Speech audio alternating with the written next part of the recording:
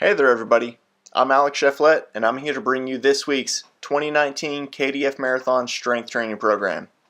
Here we have this week's 2 workouts, and as you can see we have some new stuff, so make sure to kind of pause here and check out what we have going on.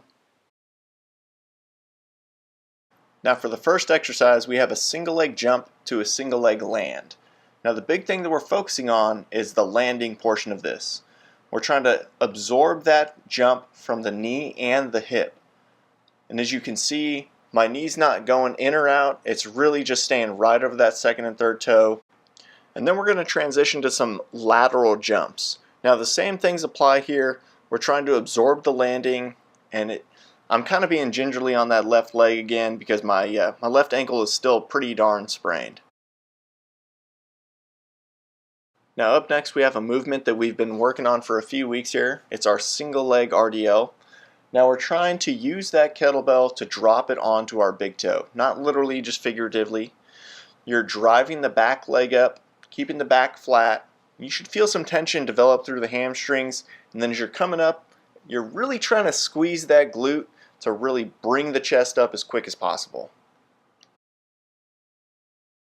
Now we have another exercise we've been working on for a while, our side plank bridge. We're going to lift the hips up from the bottom of a side plank position.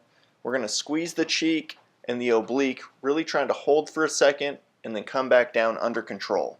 If the reps I've prescribed aren't making you fatigue, I definitely recommend trying to get up to 20, 25, or even 30 reps. Alright, and we have a new exercise this week. So we have something called a push-up position T. You're going to get into a normal push-up position. You're going to get your feet a little wider than normal and then take a hand off the ground. Take that thumb up towards the ceiling and then pull the arm up till it's in line with the body. Now the key here is we pull that arm up. We're trying to squeeze that shoulder blade towards the spine again, just like our rows, anything that we're doing where we're pulling back. Then we have another classic exercise here. We're just going to do a push-up, but we're going to bring the hands in just a little bit.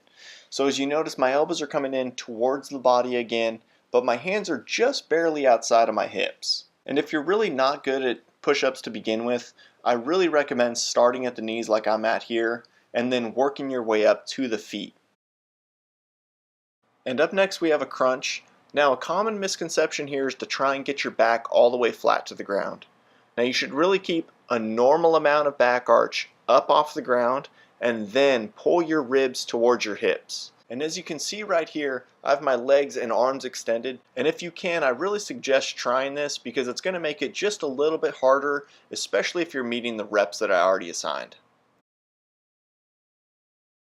Now we definitely have a new exercise here. It's a suitcase carry. If you don't have anything really heavy like a kettlebell, you can literally load up a suitcase and carry it in one hand. What we're trying to do is stay as upright and walk as smooth as possible. Notice I'm not really rocking side to side except when I'm walking on that sprained left ankle. It's a really great exercise for runners, especially because it's going to work that low back and the opposite hip. Alright everybody, we're starting with Bulgarian split squats for workout 2. Remember, the height of the chair doesn't matter. Now we're going to take a big step out. We're going to drop the back knee towards the ground as we keep the chest up. We're trying to keep the weight through that front foot, and as you saw there, my knee wasn't diving in or out, it was staying right over the second and third toe. I know I've harped on that a lot, but it's really important. And as you can see from the side view, I'm going to keep the weight right next to that hip. I'm not going to reach it in front to my front foot. And if you're not getting a good quad burn at the end of this, you definitely need to go up in weight or in reps. So now we're on to our second plyometric exercise for the week.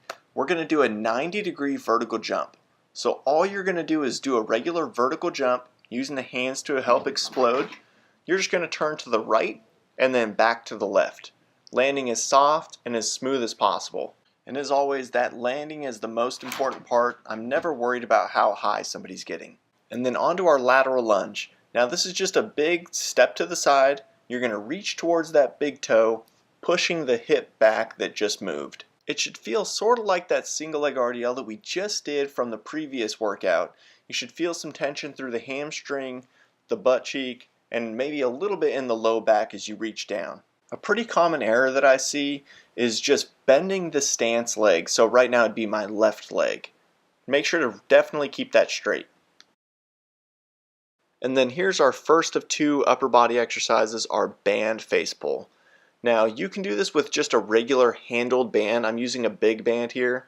And the only difference is that this is just a row with the elbows up. It's just going to let us really focus on driving those shoulder blades together and making sure not to shrug our shoulders to our ears. The easiest thing is just think about dropping your shoulder blades into your back pocket. Now here we have our pushing. We have our single arm band chest press. And as you notice, as I press and then as I come back, my wrist is going to stay stacked over my elbow. A lot of people have a tendency to bring their wrist in towards their chest, and that's going to pretty much take the entire intent of the exercise out. It's going to take all of the tension off of the pec, the chest area. Besides that, it's pretty tough to do this one wrong. And then second to last, we have one of our original exercises, the mountain climber. Now again, we're just in a push-up position. We're going to bring that knee up towards our elbow, let it come down, and as you notice, I'm going pretty slow because if you go too fast, it's just going to decrease the core activation. And last thing, notice I'm not rotating the hips at all. Alright guys, final exercise for week 5, we have the windshield wiper. So you're just going to lie on your back with the legs as straight as possible, straight up to the ceiling. You're going to rotate the legs side to side, barely letting the hip come off the ground. And as that hip comes off the ground, what you're trying to focus on is actually pulling back up. The dropping down portion is a little less important, but you are trying to slow it down. I hope to hear about how your strength training and your marathon progress is coming. So please comment below or send me an email and I'll get back to you as quick as I can with any questions that you might have. Thanks guys.